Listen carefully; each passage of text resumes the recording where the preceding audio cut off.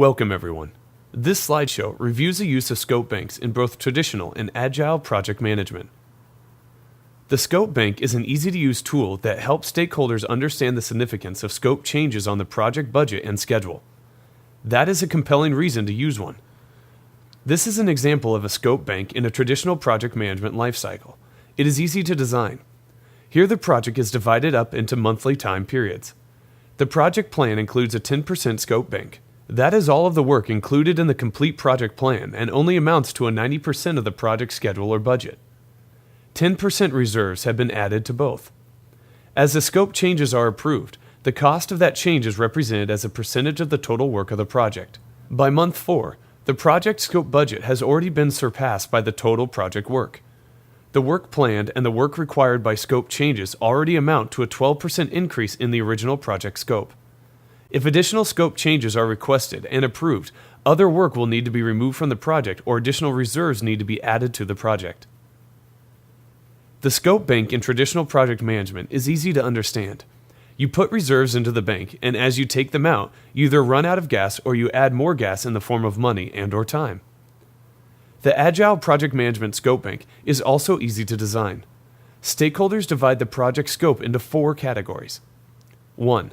Essential functions and features. The project will completely fail without them. 2. High desired functions and features. The project will be much less successful without them. 3. Desirable functions and features. The project might be more successful with them. And 4. Dreams. Functions and features that are probably unattainable. The bank shown here is for the prototype of a new automobile. This Agile Project Management Scope Bank is also easy to understand. Scope is deposited into the bank in the form of functions and features. The stakeholder places the scope into one of 4 vaults. As the iterations of the cycle produce the desired functions and features, they are removed from the bank. At the completion of an iteration or cycle, scope can be removed from the bank, added to the bank, and moved from vault to vault. The Agile Project Management Scope Bank is also a useful monitoring and controlling tool.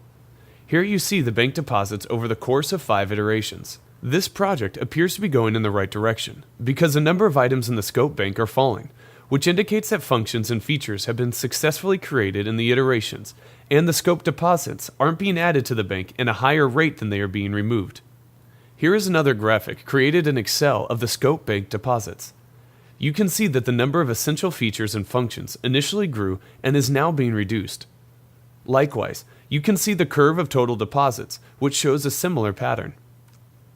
In summary, the scope bank is an easy to implement, easy to understand tool that helps stakeholders understand the effect of scope change on the project. Thank you once again for your time and attention, and this is businesstraining.com, where you can earn a master's level qualification to make more money.